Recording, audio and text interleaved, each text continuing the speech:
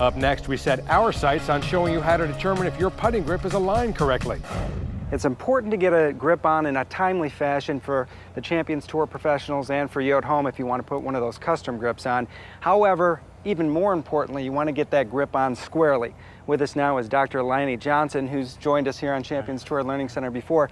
Dr. Johnson, tell us about the device that will measure how square the grip is on and what the onus was for developing that. Okay. Well, what happened is a lot of pros will come out here because they're not certain or they feel insecure, and they'll look at the grip and they'll ask me to look down the grip, and they look at the grip, and is the grip square? Well, that's just eyeballing everything. I mean, you're guessing, and so maybe you guess right, maybe you guess wrong. And so because of that, I thought that we ought to have a standard of which we can make a determination. So I saw a laser by a company, OptiSmart, that was used for a different purpose, and I had them make this prototype that I could bring out here, and it's allowed me to do a number of pros grips today, which we've been shocked, and they're shocked how much they're offline. I know that you can hand me any putter. I might not be able to tell you what putter it is. If I close my eyes and put my hands out there, I know my putter now is square to a target where I can put it down and I can line my body up pretty much, you know, just his idea made a lot of sense to me, honestly.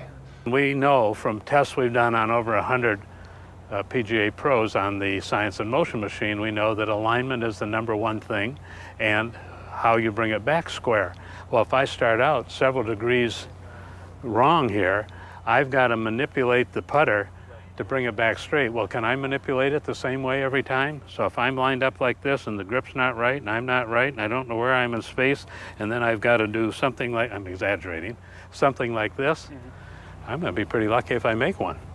And so what we found out is that if we can put this instrument down and we can show that the grip and where I put myself in space is square, I can put myself in space, I know that I'm going to be able to bring that back square, or a whole lot better chance, and I can just let it happen. Now, as we look down at this generic putter and the laser line, we're talking 3-4 degrees worth of error.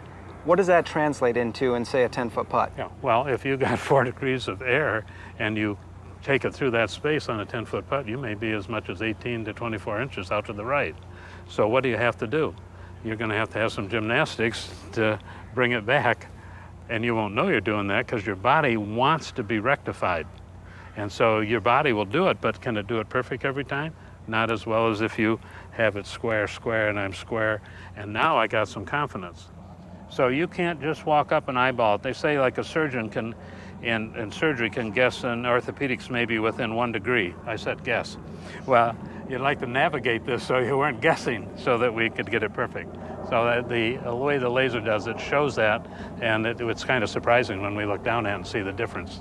All right, so remember, guessing isn't good in golf, gymnastics isn't good in golf, and if you get that grip on quickly, make sure you get it on precisely.